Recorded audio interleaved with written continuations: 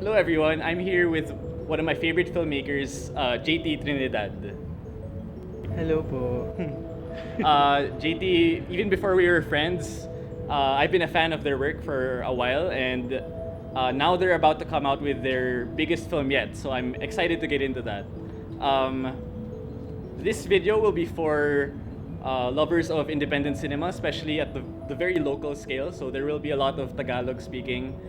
But it is a very good discussion, and I see a lot of value in how JT views the world and making films and finding beauty in the harsh realities, specifically in the Philippines today.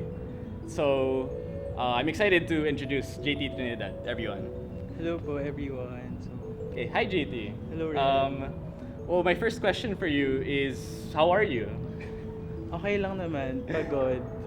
So, bumiyahe lang ngayon. So, kakayanin natin to. So, Okay, kaya pa naman Interview, mag-converse, yeah. yeah? Yeah, kaya Okay, pa naman. yeah. Okay, excited.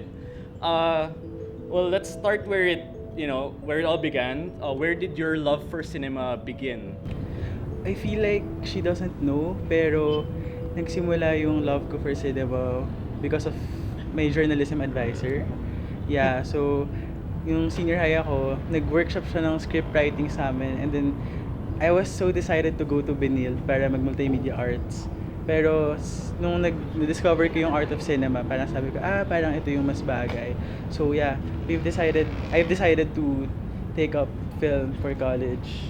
Ano yung nagpa-realize sa'yo na parang mas bagay ka sa art of cinema instead of multimedia?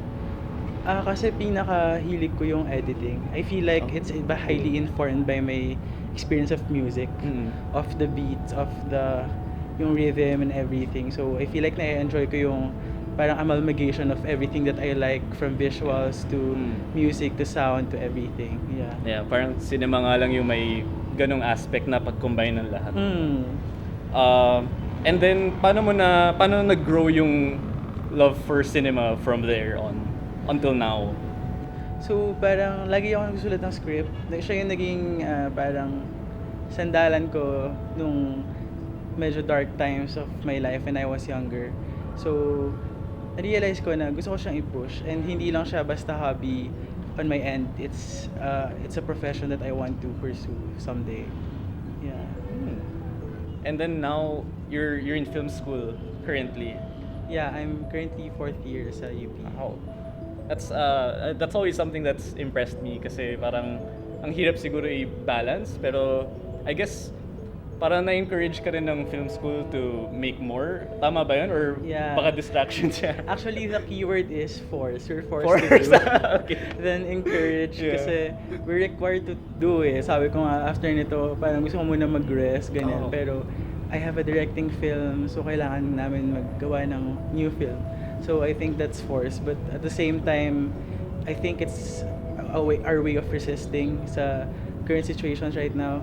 So, ayun. Parang a form of escape din. Kasi Yeah. I bet a lot of people in the audience now are also artists or also students or maybe have work. Tapos mahirap ma-find yung balance. Buti naman parang mukhang nahahanap mo naman kay minsan. Tulog yung wala. Yeah, nawawala sa balance yung tulog. Yeah, nawawala sa balance yung tulog. Okay.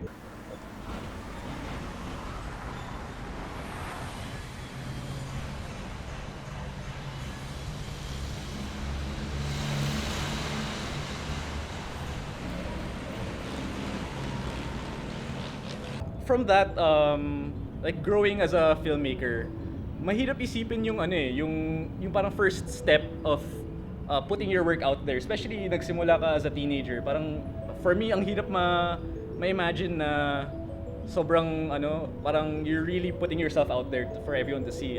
Can you tell us about how you're able to do that, and the projects that you've been able to put out until now? Oh my God, I think it started when I was 16. Kasi literary talaga yung background ko, literature talaga. So nagsusulat talaga ako before. Then I think 17 I did my our first film. So hindi siya more on hindi siya trying to put yourself out there. It's parang sharing the stories that you want to tell. So that's more of that. Tapos parang parang may mga interested pala sa mga works na ginagawa namin. So, doon parang nagkakaroon ka rin ng encouragement or ng drive or motivation to do something else, to do more, and to strive and to improve your craft even more as time goes by. Ayun. Yeah, that's really good to hear na parang it's just a form of sharing, no? It's just something human that people don't really need to feel nervous about it, no? Yeah. Yeah. And now, from doing that, how about like your projects? Like, how small did you start? How were you able to take steps, small steps and then bigger steps onto now arguably the biggest festival in the Philippines, qcinema? Parang nagsimula siya sa school projects kasi I took up arts and design when I was in senior high. Oh. So, parang yung track ko ron ay multimedia arts. So, nagsimula siya sa isang film. And actually, yung film na yon that was supposed to, parang pakita dun sa festival ng school namin. But it was banned kasi it's too much daw, it's too mature. So, it's kind of censorship. So, like, the first film was censored. So, yeah. Right now, hindi na napapanood yung film na to anywhere? Or nandun siya sa YouTube channel ko na luma. Pero like, naka-unlist. Secret na lang yan? Yeah, secret Okay. na lang. Hindi naman to yung Boom Tiyaya, no? No. Yan, kasi nakita ko, part yun sa mga festivals talaga.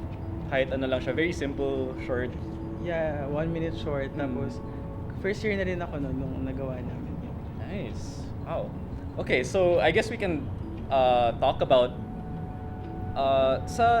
kasi again fan ako ng work mo from before, and napapansin ko more of parang hybrid documentaries or parang film diary types yung ginagawa mo. And then now your qcinema project is narrative fiction film. Yeah. So what was parang nag-change ba yung state of how you see filmmaking, storytelling in general, from when you were making those documentaries to now with your fiction film? I started with narrative films din kasi. Oh. So, medyo like, alam mo yung mga mainstream na films kasi yun talaga yung inspiration ko before. Yeah. And until now naman, malaki silang part ng history ko. And I feel like, pandemic forced me to do hybrid documentary films because of the situation. I think it's very impractical. It was very impractical to stage a film during the pandemic, especially it costs a lot. Yeah, Like, yeah. magastos siya. So I think when the pandemic was over, hindi pa naman siya over, pero like, 'di ba, mas parang nagkaroon ng ipon, Yeah. ganyan, nagkaroon ng parang ibang way. Ayun, tsaka more on diary. I think kasi isolation forced us to be more personal, to be Yeah. more intimate with ourselves. So I think that's the historical parang reason why Parang out of nangyari yun. necessity. Oo, out of yung form ng necessity. films na nabuo nung time na yun. Okay, I see that. So let's talk now about your current film that's just upcoming this qcinema, The River That Never Ends. So Yeah. excited to see it. Can you tell our viewers like a summary or anything you want to share initially about the film? Oh, River That Never Ends. So start tayo with the title. The River That Never Ends kasi yung bodies of water kasi nagko-connect sila. So they never end. Para siyang cycle or more. Tapos kasi 'di ba yung river, marami siyang branches. Naggaganon-ganon siya tapos nag-end up siya sa isang malaking body of water. So parang relationships din natin, marami tayong connections na nabubuo, and most of them nag-end din. And kaya The River That Never Ends kasi parang parang yung connections that we create with people is never ending as well. Oh, that's Yeah. really nice. Yeah, kasi I remember initially reading your script for the film, and it was a different title. Yeah, it was diba? a different title. Yeah. So we know now that there's this very special river at the center of this film. What goes on around it? Give us a summary of like the plot. Basically, it's about Baby, a trans woman na ang work na ay companion for hire. So basically, hinahire siya ng someone para pumalit sa mga namatay ng mahal sa buhay ng other people. So long lost, deceased loved ones of other people. So basically, tapos sa bahay na nag-aalaga siya sa tatay na paralyzed, na absent din when she was younger. And in the process, mayroon siyang nakilalang client na parang nakilala niya ng fatherly care. Tapos, ayun, parang doon na nag-start lahat ng changes niya. Parang na-realize na, I'm being left behind in this city. Parang gano'n. Wow.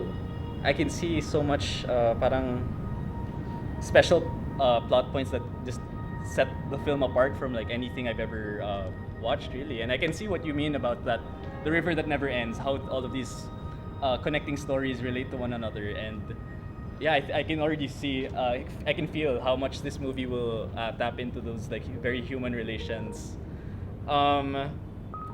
So this film is gonna be a character study. Am I correct? And that's gonna be about Baby, a trans woman. So this is a rare occurrence of a film that that story revolves around a trans woman, and at the same time, it also stars a trans person portraying the lead role in that.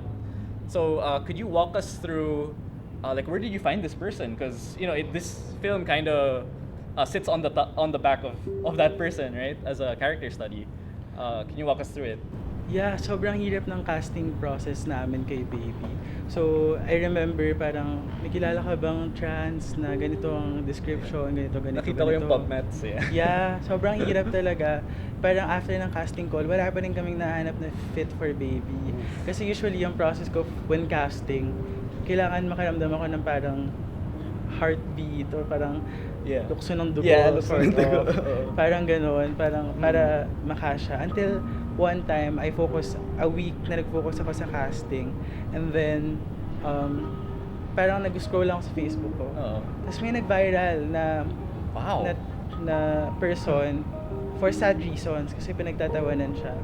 Pero, when I first saw that picture, sabi ko, oh my God, parang she's Baby, ganyan. Tapos nahanap ko yung Facebook niya kasi nag-comment siya doon na parang, oh, thank you, ganito po sa mga nagla-like, ganyan. Tapos her name is Emerald. So Emerald Romero. So she's from Negros. So talagang pinalipad pa namin siya from Negros Occidental or Oriental, from Kabangkalan, para lang siya yung gumanap dun sa film. Yeah. Oh. And this is her first time as an actress, right? Yeah, first time. And I think I heard that most of the cast is first-time actors, ba? Or is that correct? Non-professional sana siya. Pero yung okay. dalawa, I think, professional sila. Okay, that's good. Yeah, because I'm interested because not only is there a challenge with working with kind of non-professional actors, ganun, but it's also rare for you specifically, based on your previous work, to work with actors, no longer like just your voiceover or real people on the street, diba? So, I guess how was that? How was working with actors? Oh my God, struggle ko yan. Like, parang feeling ko, I can say na hindi ako marunong mag-direct ng actors. Kaya nung sinabi ko siya sa class, parang nagulat yung prof ko, ganyan, na parang, wow, in-admit ko na hindi talaga ako marunong mag-direct ng actors. And I think it's one of the things na kailangan kong ma-improve. Kasi, as a very soft person, I am lacking of assertion. Parang, hindi ako assertive as a person. Okay. So, ino-observe ko yung mga nuances ng katawan nila. And in terms of non-professional actors naman in the past, kasi ang lagi kong co-work is yung dad ko. So siya yung gumaganap sa mga films na ginagawa namin, ganyan. So ayun. Cool. Okay. So Emerald Romero portrays a trans woman. So this makes queerness kind of a part of one of the hearts of the film, right? Yeah. And I guess I want to ask, I know how does queerness relate to the river and her nature of work or the rest of the plot points in the story? I feel like everything in this world is queer, including the river. It flows just like our gender. It's fluid. It's dynamic. So nag-iiba-iba yung mga bagay na to. And I think napaka-plain kapag hindi queer ang mga bagay. So, parang spectrum ang river eh. Tapos colorful din siya eh. So, ganun ko siya nakikita kasi based on history, sa river nagsimula lahat ng buhay. Doon nagsimula ang civilizations. Maraming civilizations ang nag-sprout sa tabi ng ilog until lumayo hanggang nabuo yung ibang bodies of water. Ayun. Yeah, kaya nga naging capital yung Manila. Yeah. The Pasig River. Yeah, and rivers, I think, just naturally I think a lot of filmmakers parang nag-o-obsess sila about water kasi sobrang cinematic niya as a subject. Laging gumagalaw, laging may parang ganong kind of spectacle. So since you're shooting the Pasig River, it's about the actual Pasig River. You're shooting in these very familiar locations to a lot of people. How was it treating? How was it shooting? You know, in those locations, treating it with that kind of special parang majesty or something. Yeah, ang hirap kasi kailangan mo maging sensitive eh. Mm. Parang kailangan mo, paano mo ba siya ipapakita sa camera? Paano ba yung lensing natin dito? Paano ba natin kukuhanan yung mga ganitong, especially ngayon parang ang Pasig River ay associated with poverty or everything because of the pollution and everything. So kailangan maging careful tayo na hindi siya ma-romanticize, na maging assist lang siya. So yun yung goal. Ayun. Tingin mo na-find mo naman yung balance na yun, like what you're trying to capture there? Yeah, I feel like, oo, kasi during the shooting, parang, kasi parang dun din ako lumaki. So kung paano ko siya nakikita, ganun lang din namin siya kinapture. Ito, tapos isang apretada. Tara na. Nakapir muna ako ng kontrata.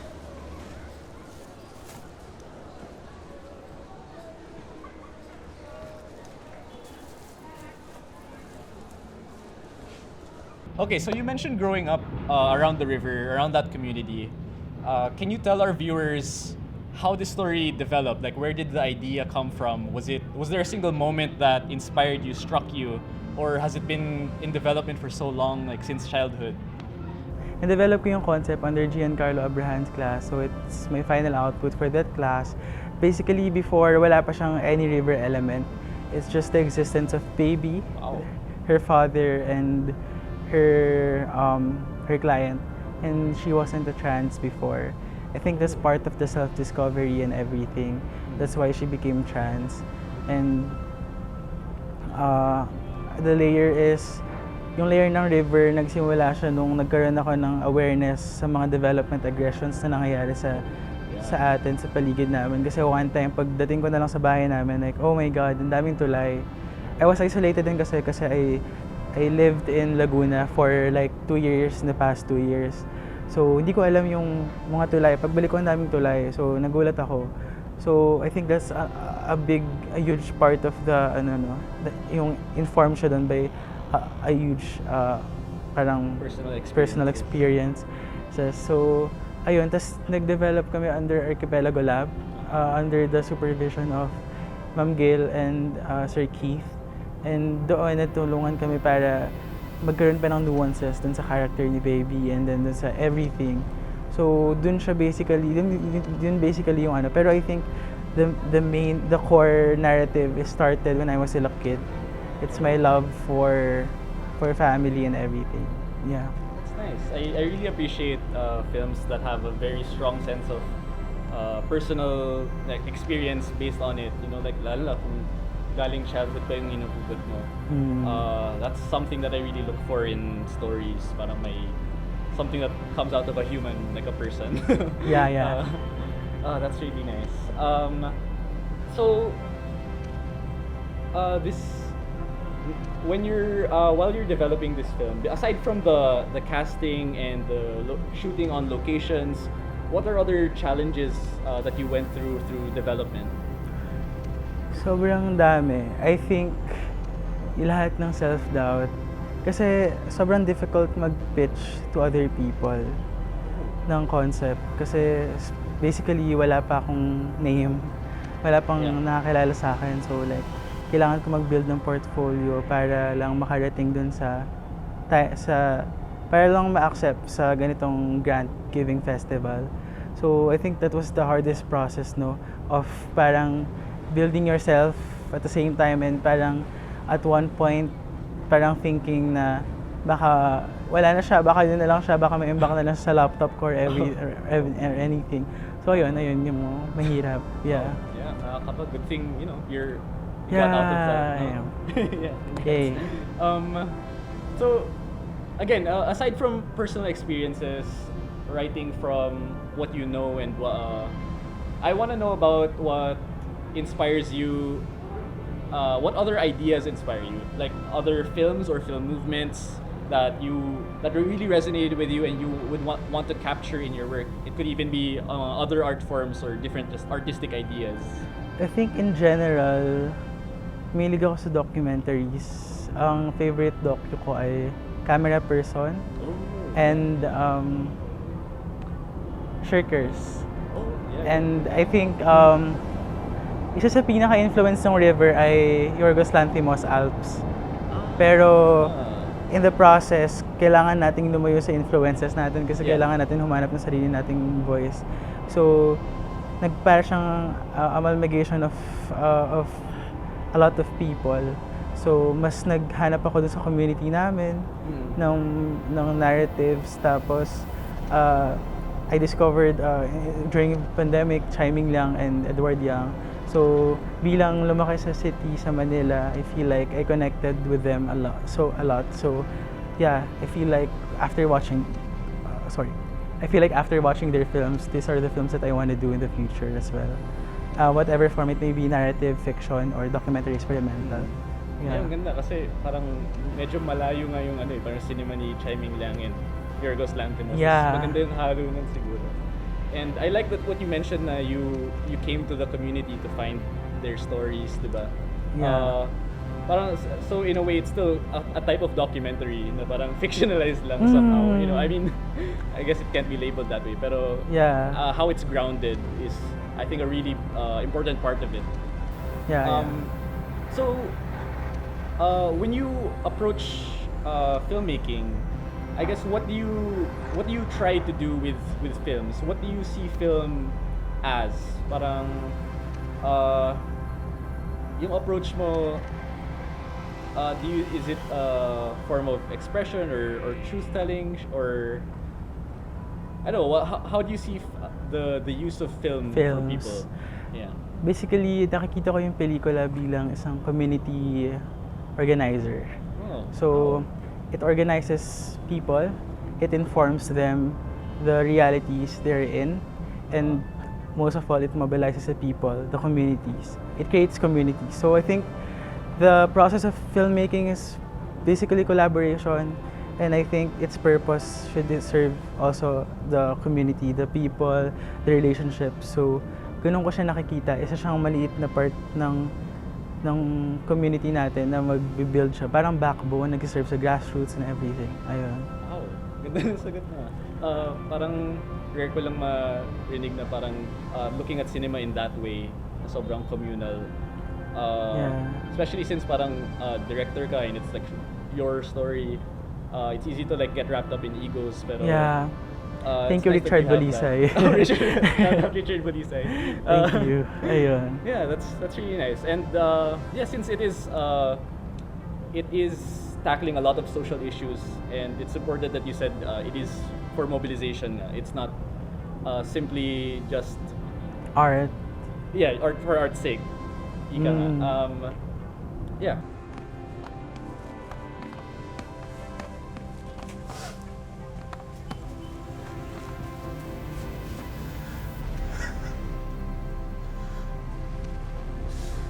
Okay, thank you so much for having this talk with me and our viewers. I hope that they enjoyed it as much as I did. Please add to the discussion in the comments, and you can reach out to us anywhere. Where could they reach out to you, find more of your work? So, PM lang. So, ayun. Nag-share naman ako ng works. That's cool. Okay, and where could they see The River That Never Ends? So, watch The River That Never Ends this year sa qcinema International Film Festival 2022. So, they can watch the Gateway, Cinema 76, Trinoma, and Power Plant Mall. We'll link the schedule in the comments to be sure. November 17 to 26. Yeah. Okay, we're excited to share this story with you. Thank you all for watching this interview, and an advance thank you for watching The River That Never Ends. Thank you.